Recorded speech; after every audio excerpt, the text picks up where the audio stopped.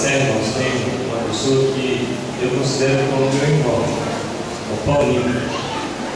Paulinho, nós nos conhecemos no ano de 1984, no Exército. Eu morava na cidade que a minha mãe morava. E eu pensei que faleci mais ou menos fosse trazer o Paulinho. Mas eles não disseram o Paulinho, né? Mas o Paulinho é uma pessoa especial. Desde 84 ele é construtor e ele está construindo o templo 7 lá na Grada Serra, né?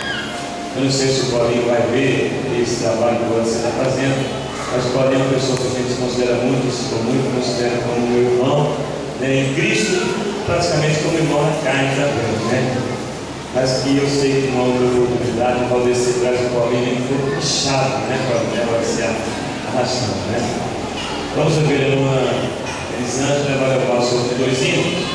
Enquanto ela canta, os diáconos e cooperadores recolherão os dízimos para manter os